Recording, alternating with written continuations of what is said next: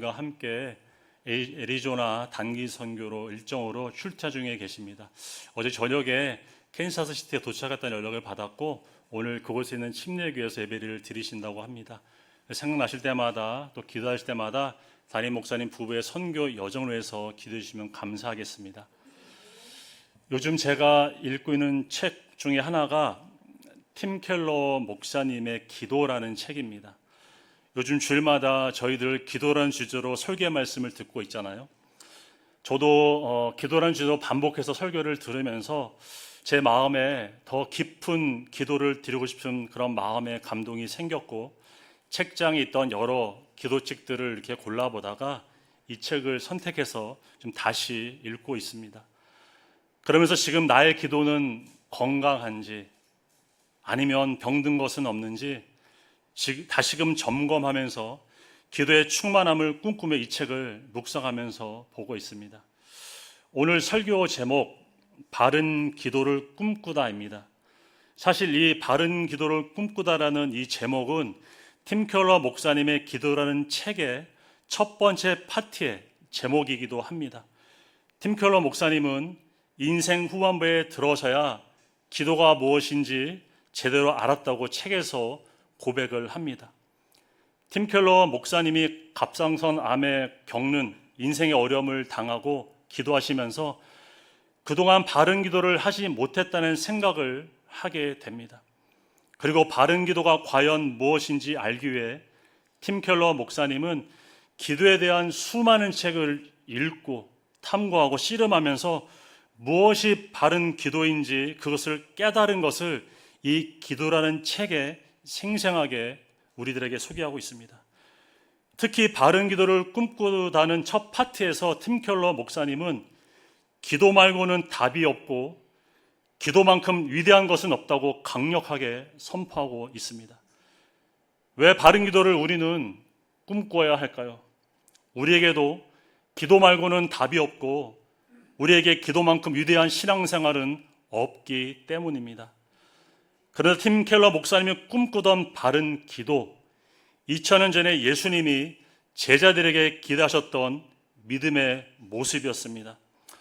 오늘 본문에서 주님은 잘못된 기도가 범람하는 유대인들의 처참한 영적 현실 앞에 주님의 제자들은 바른 기도를 꿈꾸는 삶이 되기를 기대하시면서 바른 기도의 삶이 되려면 어떻게 해야 하는지 가르쳐 주십니다.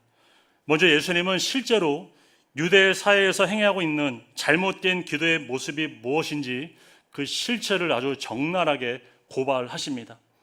당시 유대인들이 드렸던 가장 잘못된 기도의 모습, 바로 외식으로 드리는 기도였습니다.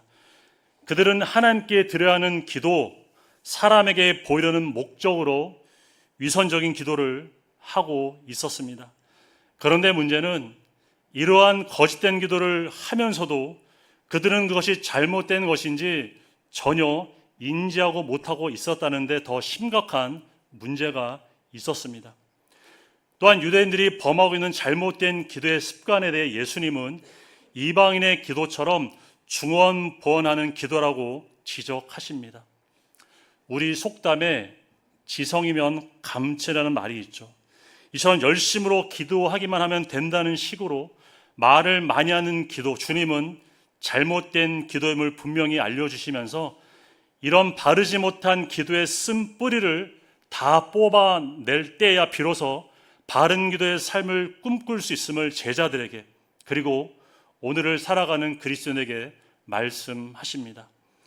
우리 이 시간 예수님이 제자들에게 가르쳐 주셨던 바른 기도를 배우고 바른 기도를 꿈꾸며 또한 바른 기도를 이루며 살아가시는 은혜가 충만하기를 소망합니다. 첫째, 바른 기도, 사람에게 보이려고 외식으로 기도하지 말아야 합니다. 5절에 또 너희는 기도할 때 외식하는 자와 같이 하지 말라, 주님은 말씀하십니다. 예수님은 외식으로 기도하는 자가 있음을 지적하시면서 제자들에게 그와 같은 기도를 절대로 담지 말 것을 강조하십니다. 오늘 본문에서 직접적으로 언급하고 있지는 않지만 외식으로 기도하는 자, 바로 바리새인들을 염두에 두고 하신 말씀입니다. 바리새인들은 거룩한 신앙생활을 추구하는 자로서 사람들에게 경건한 자들로 칭송을 받았던 사람들이었습니다. 그들은 가난한 자를 위해서 자선을 열심히 베풀었고 일주일에 2번씩 금식했으며 철저한 11조 생활을 드렸습니다. 이처럼 사람들에게 경건한 신앙인으로 인정을 받고 칭송을 받았던 바리새인들, 그러나 주님은 그들이 가장 외식된 신앙이었음을 지적하십니다. 마태복음 23장 25절에 화 있을진저 외식하는 서기관들과 바리새인들이여 잔과 대접의 겉은 깨끗이 하되 그 안에는 탐욕과 방탕으로 가득하게 하는도다. 예수님은 바리새인들의 겉과 속이 다른 위선자였음을 책망하셨습니다. 사람들이 볼 때 겉으로 보여지는 바리새인들의 신앙생활, 마땅히 존경받아야만 하는 경건한 모습이었지만 주님의 시선으로 비춰진 바리새인들의 삶은 그 마음에 탐심과 방탕으로 가득한 전혀 경건하지 못한 모습이었습니다. 겉과 속이 다른 바리새인들을 향해 주님은 겉은 아름답게 꾸며지고 보여진 회칠한 무덤 같지만 그 안에는 죽은 사람의 뼈와 모든 더러운 곳으로 가득해서 악취가 풍기는 모습이었음을 책망하셨습니다. 종교 지도자로서 신앙의 모범이 되어야 하는 바리새인들, 그들은 왜 겉과 속이 다른 외식주의 신앙에 그렇게 물들었던 것일까요? 그들은 하나님보다 사람을 더 의식하며 살았기 때문입니다. 본문 5절 중간절을 보시면 외식하는 자의 전형적인 기도의 모습에 대해 주님 이렇게 설명하십니다. 그들은 사람에게 보이려고 회당과 큰 거리 어귀에 서서 기도하기를 좋아하느니라. 외식으로 기도하는 자는 기도하는 동기와 목적이 사람에게 보이기 위한 것임을 성경은 말씀하고 있습니다. 사람들에게 자신의 경건한 모습을 보여줘서 존경받는 신앙인으로 칭송을 받아야 하는데 어떻게 해야 하겠습니까?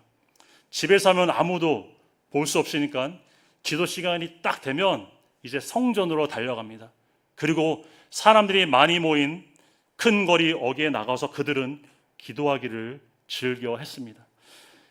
외식으로 기도하는 데 있어서 기도는 단지 사람들에게 칭찬과 높임을 받기 위한 도구뿐이었음을 성경은 우리에게 잘 보여주고 있습니다. 이처럼 사람에게 보이려고 사람의 눈을 의식하며 기도하는 것, 주님은 잘못된 기도임을 우리에게 말씀하고 계십니다. 기도가 무엇입니까? 우리가 이미 너무나 잘 알고 있는 대로 하나님과의 대화이죠. 기도는 사람을 향해 하는 것이 아니라 바로 하나님을 향해 하는 것이 기도의 시작이고 기도의 본질입니다. 그런데 외식주의에 빠졌던 유대인들, 특히 바리새인들은 신앙의 방향이 하나님이 아니라 사람들을 향해 있었기 때문에 가장 진실하는 기도에서부터 그들은 위선적으로 변질되어 있었습니다. 그러면 기도가 가장 진실해야 하는 이유는 무엇일까요? 기도는 사랑하는 하나님과 친밀한 만남의 시간이기 때문입니다. 우리가 언제 가장 진실할 수 있을까요? 바로 사랑하는 사람과 대화하고 함께하고 교제할 때입니다. 우리는 사랑하는 사람과의 만남 또 대화 가운데 다른 어떤 사람과의 만남보다 진실하려고 노력을 하죠. 만약 내가 사랑하는 사람이 나에게 진실하게 대하고 있지 않다고 우리가 생각한다면 과연 그 만남이 사랑의 관계, 친밀한 관계로 잘 관계할 수 있을까요? 하나님은 진실한 기도를 통해서 우리와 사랑의 관계, 친밀한 관계가 되기를 원하십니다. 기도, 바로 사랑하는 하나님과 가장 인격적으로 그리고 친밀함으로 경험할 수 있는 은혜의 시간이 되어야 합니다. 기도 생활에 있어서 하나님 앞에 진실하지 못하다면 우리는 과연 어떤 신앙생활에서 진실할 수 있을까요? 하나님께 가까이 나아가는 기도에서부터 진실하지 못한 사람, 다른 신앙 행위에서는 더 위선적으로 행동할 수 있지 않을까요? 그리고 오늘 예수님이 지적하시고 있는 위선적이고 외식적인 신앙, 우리도 결코 예외가 될 수 없습니다. 사람에게 보이는 것이 집착할 때 얼마든지 우리도 바리새인들이 행했던 외식주의 신앙 속에 살아갈 수 있습니다. 교회 안에서 외식주의 신앙에 가장 노출되는 사람, 그러면 누구일까요? 믿은 지 얼마 되지 않은 사람일까요? 아니면 성경 지식이 적은 사람일까요? 둘 다 아닙니다. 바로 믿음 생활한 지 오래됐고 성경 지식이 많은 사람이 이런 외식주의 신앙에 빠질 수 있는 유혹이 더 많을 수 있습니다. 나는 믿은 지 오래됐기 때문에 사람들이 볼 때 믿음 좋은 신앙인으로 보여주고 싶은 마음이 누구보다도 크지 않을까요? 세교들은 실수를 하거나 때로는 잘못을 해도 믿은 지 얼마 되지 않았으니까 아직 신앙이 연약하니까 공동체 가운데 너그럽게 용납하는 마음이 있습니다. 그러나 믿은 지도 오래됐고 여전히 그 믿은 지 오래된 사람이 반복해서 잘못된 신앙 행동을 한다면 이해받기는 좀 어려운 것 같습니다. 그러다 보니까 우리 마음 가운데 신앙이 오래될수록 사람들에게 훌륭한 신앙인으로 보여주고 싶은 마음이 얼마든지 충분히 일어날 수 있겠죠. 문제는 실제로 그렇게 경건하게 신앙생활을 하면 아무런 문제가 없을 것인데 하나님과 충분한 인격적인 교제가 없이 그리고 성경을 통해 충분한 자기 성찰이 없이 경건의 능력은 갖추지 못한 채 겉으로만 경건하게 보이려고 하고 경건의 모양만 나타내려 하기 때문에 점점 겉과 속이 멀어지는 그런 외식주의 신앙으로 변질되어 가는 것이 아닌지 한번 고민해보고 돌아보게 됩니다. 무엇보다 사람들 앞에 많이 설 기회가 있는 직분자와 봉사자일수록 이 외식주의를 조심해야 합니다. 목회자, 사역자, 그리고 안수 집사님들, 목자들, 교사 같은 교회 리더들 누구보다도 사람들에게 좋은 사역자, 좋은 리더로 보여지려는 그런 유혹을 늘 경계할 수 있어야 합니다. 또한 예배 시간 앞에서 인도하는 대표 기도자나 찬양 사실도 예외가 아니겠죠. 사람에게 보이게 한 기도와 찬양이 되지 않도록 자기 마음의 동기를 잘 점검할 수 있어야 합니다. 그리고 모든 봉사 사역도 마찬가지겠죠. 우리의 봉사와 사역이 하나님께 드려지는 봉사 사역이 되기보다 사람들에게 인정받고 사람들에게 잘 보기 위한 일이 된다면 누구든지 이 외식주의 함정에 빠질 수 있습니다. 왜 모범이 대하는 오래 믿은 사람들 그리고 앞에서 사역하는 그런 교회 리더들이 외식주의 그물에 더 잘 걸리는 것일까요? 너무 잘 하려고 하는 인간적인 욕심이 크게 앞서기 때문입니다. 우리는 하나님 앞에 최선을 다해 신앙생활을 해야 합니다. 그런데 그것이 하나님의 열심으로 하는 것인지 아니면 자기의 열심을 하는 것인지 우리는 먼저 잘 분별하는 일이 필요합니다. 잘하려고 하는 인간적인 열심의 그 이면에 사람들에게 나는 괜찮은 사람, 능력 있는 사람으로 평가받고 싶고 칭찬받고 싶은 욕구가 존재할 수 있음을 우리는 주의해야 합니다. 어떠한 봉사와 사역을 하더라도 너무 잘 하려고 하는 인간적인 마음이 크고 앞서면 결국에는 사람에게 보려고 하는 잘못된 신앙의 동기와 목적을 가지고 위선적인 신앙생활을 할 수 있음을 우리는 주의할 수 있기를 바랍니다.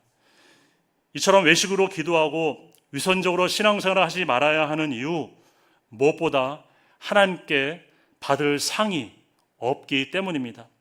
마태복음 6장 1절에 보면 사람에게 보이려고 그들 앞에서 너희 의를 행하지 않도록 주의하라. 그리하지 아니하면 하늘에 계신 너희 아버지께 상을 받지 못하느니라. 주님 말씀하십니다. 사람에게 보이려고 의를 행하는 자는 하늘에 계신 하나님 아버지께 상을 받지 못함을 우리에게 강조하고 있습니다. 사람에게 보이려고 의를 행하는 사람에게 하나님께 받을 상이 없는 이유는 이미 이 땅에서 사람들에게 상을 다 받아버렸기 때문입니다. 본문 5절 후반절을 보시면 내가 진실로 너에게 이르노니 그들은 자기 상을 이미 받았다고 주님 말씀하고 계십니다. 외식으로 신앙생활하는 사람이 받을 수 있는 상은 잠시 왔다가 사라지는 사람들이 주는 칭찬과 인정뿐입니다. 우리는 상식적으로 사람이 주는 상과 하나님이 주는 상 중에 하나를 고르라고 한다면 당연히 하나님이 주는 상을 우리가 선택하지 않을까요? 그런데 오늘날 교현실을 이렇게 깊이 바라보면 반드시 그렇지만은 않은 것을 우리는 보게 됩니다. 하늘에서 하나님이 주시는 상보다 지금 여기 이 자리에서 당장 사람들의 인정과 칭찬과 높임에 더 목말라는 모습 과연 우리에게는 없는지 돌아볼 수 있기를 원합니다. 마귀는 우리에게 스스로 영광을 취하는 삶을 살라고 유혹합니다. 심지어 위선적인 행동을 하더라도 사람들에게 높임을 받는 일을 추구하라고 우리들을 늘 충동하고 있습니다. 우리는 신앙생활에 있어서 자기의 만족과 자랑과 높임을 위해 사람들의 칭찬과 인정의 마음을 절대로 결코 빼앗기지 않기를 바랍니다. 우리에게 주어지는 진정한 상은 이 땅에서 사람들에게 받는 그런 하찮은 상이 아니라 하늘에서 하나님 아버지께서 주시는 상임을 알고 사람에게 보이려고 외식으로 기도하며 위선적인 신앙생활이 되지 않기를 간절히 소원합니다. 우리는 사람에게 보이려고 외식으로 기도하는 잘못된 기도의 습관을 벗어버리고 주님이 기대하시는 바른 기도를 꿈꾸며 또한 바른 기도를 이루며 살아갈 수 있기를 주님의 이름으로 축복합니다. 둘째, 바른 기도. 광야에 들어가 골방에 들어가 은밀한 중에 계신 하나님을 만나야 합니다. 예수님은 외식으로 기도하는 자에게 사람이 많이 모이는 회당이나 큰 거리 어귀가 그들의 기도처였다면 바른 기도를 꿈꾸는 자가 추구하는 기도처는 따로 있음을 말씀하고 있습니다. 6절을 보시면 너는 기도할 때 내 골방에 들어가 문을 닫으라 이렇게 주님 말씀하고 있습니다. 사람이 아무도 보지 못하는 골방, 바로 바른 기도를 추구하는 자가 찾아야 하는 기도의 장소, 기도처입니다. 왜 예수님은 골방에서 기도해야 한다고 그렇게 말씀하고 계시는 것일까요? 하나님은 골방에서 우리를 기다리고 계시기 때문입니다. 6절 중간절을부터 우리 같이 한 목소리로 읽겠습니다. 은밀한 중에 계신 내 아버지께 기도하라. 은밀한 중에 보시는 내 아버지께서 갚으시리라. 주님은 말씀하십니다. 사람이 많이 모여 있는 성전이나 큰 거리가 아니라 밀실과 같은 골방에 들어가 기도해야 하는 이유는 기도를 들으시고 응답하시는 하나님이 은밀한 중에 계시기 때문입니다. 그런데 골방으로 들어서 기도하라는 주님의 말씀, 당시 제자들에게 좀 당혹스러운 말씀일 수 있습니다.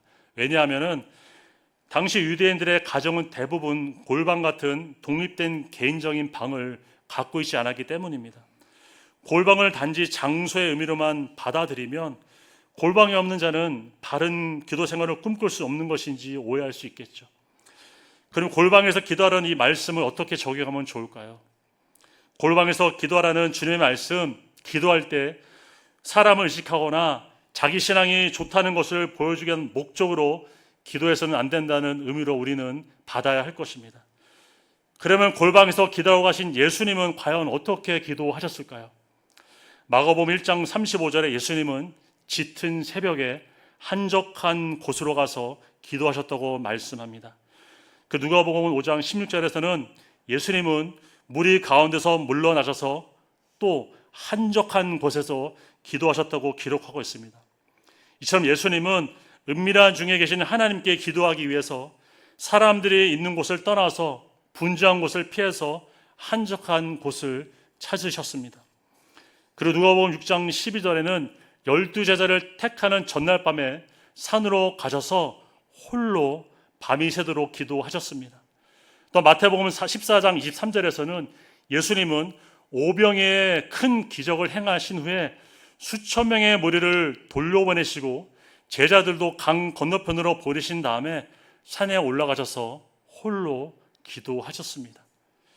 예수님은 큰 기적을 행하시고 사람들의 환호가 있는 자리에서 물러나시고 심지어 제자들과도 분리되셔서 홀로 산에서 기도하시며 은밀한 중에 계신 하나님 앞에 나가셨음을 보게 됩니다. 골방으로 들어가 기도하라고 하신 예수님, 은밀한 중에 계신 하나님을 만나기 위해 중요한 곳, 고요한 곳을 기도처로 삼으셨죠. 또한 예수님은 은밀한 중에 계신 하나님께 기도하기 위해 많은 사람들이 모여있는 곳을 피해 홀로 고독의 시간을 보내면서 기도하셨습니다. 예수님에게 있어서 골방은 이처럼 은밀한 중에 계신 하나님을 만날 수 있는 고요한 곳이었고 철저한 고독이 있는 곳이었습니다. 분주함이 있고 사람들이 많이 모여있는 곳에는 은밀한 중에 계시는 하나님께 집중하며 기도하는 일이 쉽지 않습니다. 우리는 물론 공동체 함께 모여서 교회를 위해 합심으로 기도해야 합니다. 두세 사람이 모인 곳에 주님이 함께 하신다고 말씀하고 있죠. 또한 사도행전에 보면은 초대교회 성도들도 함께 모여 교회를 위해서, 그리고 고난 중에 있는 사도들을 위해서 간절히 합심해서 기도했습니다. 이처럼 때로 공동체가 모여 함께 기도하는 일이 우리에게 참 필요합니다. 그러나 함께 모여 공적으로 기도하는 것으로 우리의 기도는 결코 충분하지 않습니다. 함께 모여 기도할 때 주위 사람을 의식하지 않고 하나님께만 온전히 집중해서 기도하는 일이 결코 쉽지 않기 때문입니다. 혹시 내 기도를 내 옆 사람이 듣지 않을까?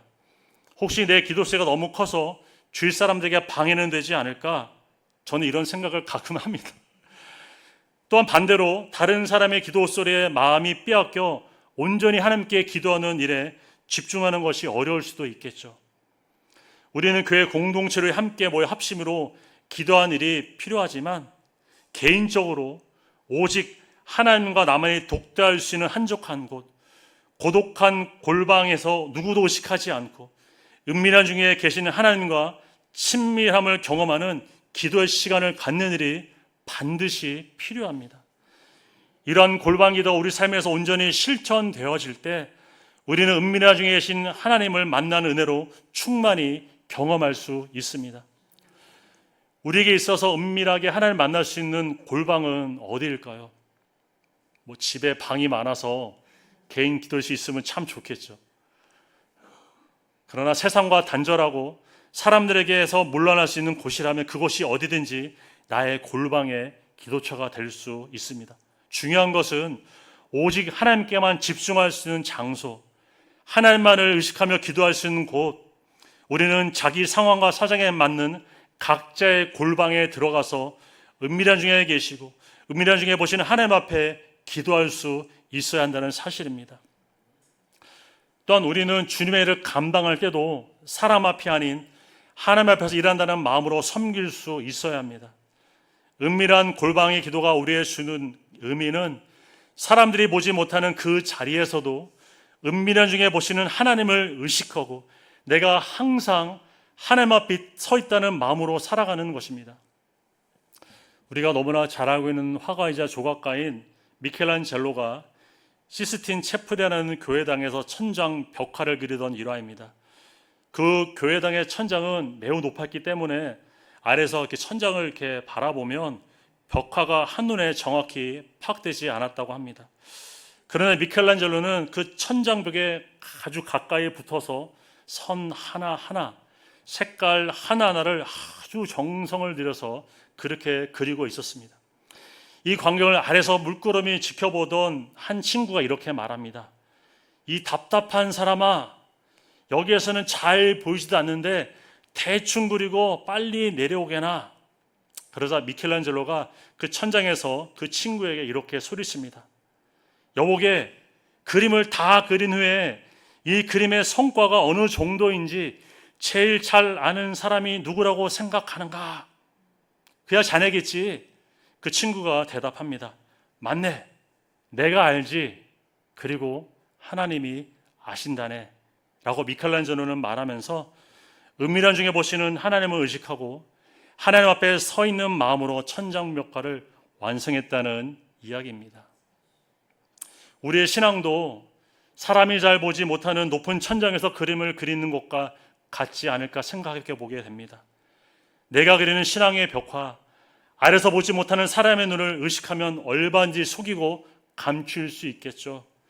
정확히 나의 신앙의 그림을 보지 못하는 사람들에게 외식으로 그린 나의 신앙의 그림, 꽤 괜찮은 그림, 그럴싸한 그림처럼 보일 수도 있습니다. 그러나 내가 그린 신앙의 그림, 내가 알고 무엇보다 은밀한 중에 계신 하나님이 너무나 잘 알고 계십니다. 우리는 사람을 의식하며 사람들이 보는 자리에서 열심을 내고 사람이 보지 못하는 자리에서는 대충 행하는 삶이 아니라 은밀한 중에 계시고 은밀한 중에 보시는 하나님을 늘 의식하며 나는 하나님 앞에 있다는 그런 마음으로 바른 신앙생활을 삶을 이루며 살아갈 수 있기를 바랍니다. 지금도 우리를 골방에서 기다리고 계시며 은밀한 중에 우리를 바라보시는 하나님 앞에 바른 기도를 꿈꾸며 고요하고 고독이 있는 그 자리에서 더 깊은 기도의 삶으로 나아가시는 저와 여러분의 기도의 삶이 될 수 있기를 간절히 소망합니다.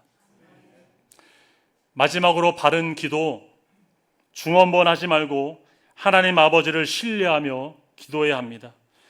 예수님은 제자들에게 바른 기도를 꿈꾸려면 이방인들의 기도의 습관을 쫓지 말아야 한다고 말씀하십니다. 본문 7절에 또 기도할 때 이방인과 같이 중언번하지 말라. 예수님은 바른 기도의 삶을 가로막는 장애물 중언번으로 기도하는 것이라고 말씀하십니다. 중언번을 뜻하는 헬라어 바톨로 게오는 말을 더듬다라는 의미를 갖고 있는데 이것은 다른 사람이 잘 알아듣지 못하는 소리를 계속 반복해서 말하는 것을 뜻합니다. 즉 의미 없는 말을 반복해서 말하는 것, 바로 이방인들이 추구하는 중언번의 기도였습니다. 일반적으로 이방 종교는 주문 같은 알아듣지 못하는 소리를 계속 중얼거리면서 기도를 하는데 그렇게 기도를 하는 이유는 같은 수를 반복해서 많이 말을 해야 신이 듣고 감동하다고 그들은 믿기 때문입니다. 그래서 주님도 이방인들이 중언번 기도하는 이유가 말을 많이 해야 신이 기도를 듣는다고 믿기 때문이라고 지적하고 계시죠. 본문 7절 중간절을 보시면 그들은 말을 많이 하여 들으실 줄을 생각하니라 주님 말씀하십니다. 그러면 왜 이방인들은 의미 없는 말을 계속 반복하면서 중언번의 기도를 했던 것일까요?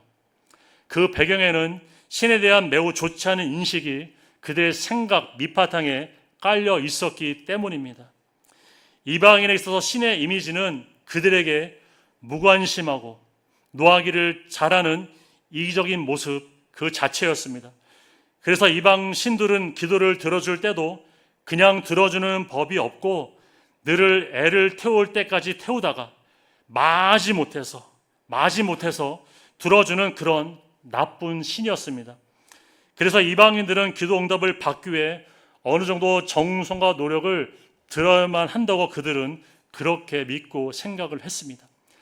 그래서 신을 설득하기 위해서 같은 기도문을 수없이 반복해서 외우는 모습, 이방인들이 했던 중언번 기도의 실상이었습니다. 그러나 우리의 기도를 들으시는 하나님은 이방인들이 생각했던 것처럼 우리의 기도에 무관심하거나 노하기를 즐겨하는 그런 부정적인 모습의 하나님이 아니십니다. 또한 말을 많이 해서 설득해야지만 겨우 기도를 들으시는 분도 아니십니다. 심지어 우리의 기도를 들으시는 하나님은 우리가 기도하기 전에 구하고자 하는 것을 이미 다 아시는 분이심을 주님은 말씀하십니다. 본문 8절에 그러므로 그들을 본받지 말라. 구하기 전에 너에게 있어야 할 것을 너희 하나님 너희 아버지께서는 아시느니라. 우리가 기도할 때 이방인의 기도처럼 중언번하지 말아야 하는 것은 내게 있어야 할 것은 하나님은 기도하기 전부터 다 알고 계시기 때문입니다. 또한 우리가 말을 많이 해서 마치 기도의 마일리지가 다 쌓여야만 겨우 응답을 받을 수 있다는 식으로 기도하지 말아야 하는 것은 우리 하나님은 우리에게 좋은 것을 주시는 참 아버지가 되시기 때문입니다. 그럼 우리는 이렇게 질문할 수 있겠죠. 왜 하나님은 나의 기도에 속히 응답해 주시지 않으시는 것인가? 하나님이 나의 필요를 이미 알고 계시고 또 나에게 좋은 것을 주시는 아버지가 되신다면 왜 나의 기도 응답이 이처럼 더딘 것이며 또한 때로는 응답이 없는 것일까? 우리는 질문할 수 있을 것입니다. 그런데 여러분, 우리 하나님은 때로는 나의 기도를 더디게 응답해 주시는 것, 그 기도의 시간을 통해서 내가 버려야 할 것이 무엇인지 보여주시기 위함입니다. 사실 우리가 바라는 기도 제목을 잘 살펴보면 하나님의 뜻대로 구하는 것도 있지만 내 정욕으로 구하는 기도가 많이 있음을 보게 됩니다. 우리가 필요하다고 해서 하나님께 구하는 것, 다 그것이 정말 우리 영혼에 유익한 것일까요? 그런데 우리가 그것을 너무나도 간절히 원하기 때문에 그것이 나의 뜻을 이루는 것인지 하나님의 뜻을 이루는 기도인지 우리는 잘 분별하지 못하고 기도만 열심히 하기도 합니다. 하나님은 긴 침묵의 시간을 통해서 우리의 기도가 정욕으로 구하는 기도가 아니라 하나님의 나라와 하나님의 뜻을 이루며 하나님의 영광을 위한 기도가 되기를 우리가 깨닫기를 원하십니다. 또한 긴 침묵의 시간을 통해서 우리의 인격이 주님의 인격을 닮고 주님의 모습을 닮아가도록 빚으시고 계시다는 사실입니다. 때로는 나의 기도에 응답이 없는 것이 하나님이 주시는 최고의 기도 응답일 수 있습니다. 하나님은 우리를 너무나 사랑하시기 때문에 우리가 감당할 수 없고 또한 오히려 우리에게 해가 될 수 있는 그것을 허락하지 않으실 수 있습니다. 이처럼 우리가 하나님으로부터 최고의 기도 응답의 삶을 누리려면 먼저 하나님은 나에게 가장 좋은 것을 주시는 참 아버지가 되시다는 이 믿음이 절대적으로 필요하고 어떤 상황 환경에서도 절대로 흔들지 말아야 합니다. 마태복음 7장 11절에 너희가 악한 자라도 좋은 것으로 자식에게 줄 줄 알거든 하물며 하늘에 계신 너희 아버지께 구하는 자에게 좋은 것으로 주시지 않겠느냐 성경은 말씀하십니다. 우리 아버지가 되시는 하나님은 우리에게 좋은 것을 주시는 참 좋으신 아버지가 되십니다. 하나님 아버지는 우리를 사랑하시되 하나뿐인 아들 예수 그리스도를 화목제물로 보내셔서 우리 죄를 대신하여 십자가에 죽게 하심으로 우리에게 구원의 은혜를 베풀어 주시고 그런 놀라운 사랑을 우리에게 더하여 주셨습니다. 뿐만 아니라 이제는 성령님 우리에게 보내주셔서 영원토록 함께 하심으로 우리가 천국 가는 그날까지 늘 인도하시고 항상 보호하시고 위로하신 은혜로 우리를 함께하고 계십니다. 기도는 내가 많은 말을 해야만 하나님이 기도를 들어주시고 좋은 것 주신다는 그런 세속적인 기도에 우리는 속지 말고 내가 지금 있어야 할 것이 무엇인지 이미 알고 계시고 나에게 좋은 것을 주시기를 원하시는 하나님 아버지를 우리는 신뢰함으로 말미암아 우리는 바른 기도를 꿈꾸며 바른 기도의 삶을 충만히 누리며 살아가시는 은혜가 있기를 주님의 이름으로 축복합니다. 우리의 삶이 괴롭고 힘든 이유가 혹시 나의 참 모습이 아닌 겉과 속이 다른 거짓된 모습으로 살아오고 있기 때문은 아닙니까? 우리는 자기를 속이는 일이 반복되면서 자신에게 실망하고 지쳐가는 모습이 우리에게는 없는지요? 다른 사람에게 잘 보이려고 사람만 의식하다가 정말 만나야 하는 주님을 만나는 일에는 우리는 지금 소홀하고 있지는 않습니까? 우리는 어느 누구와도 비교할 수 없는 크고 위대하시며 우리를 사랑하신 하나님을 절대적으로 만나야 합니다. 거짓과 더러움으로 오염된 세상에서 거룩한 하나님의 자녀로 살아가기 위해 우리는 나를 진정으로 사랑하시는 하나님 아버지를 매일 그리고 자주 만날 수 있어야 합니다. 우리는 하나님을 만날 때 사람들에게 받은 상처에서 회복할 수 있고 또한 세상에서 받은 아픔을 치유받는 은혜를 누릴 수 있습니다. 우리는 바른 기도의 삶을 통해서 하나님 아버지의 놀라운 사랑을 진정으로 맛볼 수 있기를 원합니다. 우리의 모든 사정을 알고 계시고 우리의 눈물과 우리의 아픔까지도 모두 알고 계시는 하나님, 우리의 참 아버지가 되시는 하나님을 만날 때 사람들을 의식하며 사람에게 잘 보이기 위한 모든 거짓과 외식된 삶의 감옥에서 우리는 해방되고 자유할 수 있습니다. 우리는 은밀한 골방에서 우리를 기다리고 계시는 하나님을 만나기 위해서 홀로 있는 고독의 시간, 고독의 자리를 더욱 가까이 있기를 바랍니다. 우리와 더 친밀하고 인격적인 만남을 원하시는 하나님, 더 깊은 사랑의 만남으로 우리를 초대하시는 은밀한 중에 계시는 하나님, 우리의 참 아버지 되시는 하나님을 만나기 위해 바른 기도의 삶을 추구하시는 저와 여러분의 삶이 될 수 있기를 간절히 소원합니다. 이것이 우리가 바른 기도를 꿈꾸는 이유이고 바른 기도의 삶을 누리는 목적인 줄 믿습니다. 다 함께 기도하시겠습니다. 은밀한 중에 계시며 우리를 사랑하시는 하나님 아버지, 하나님과 더욱 친밀한 사랑의 교제로 우리를 늘 인도하여 주시옵소서. 크고 위대하신 하나님을 더욱 자주 만나는 삶이 될 수 있도록 하나님 우리를 붙잡아 주시옵소서. 골방에서 기도하고 계시는 하나님을 만나기 위해 한적한 곳, 고독 있는 그 자리로 더욱 가까이 나아가는 저희들의 기도의 삶이 될 수 있도록 성령님 인도하여 주시옵소서. 우리는 바른 기도를 꿈꾸며 바른 기도를 누리는 삶으로 살아갈 수 있도록 주님 은혜 가운데 늘 인도하여 주시기를 간절히 소원합니다.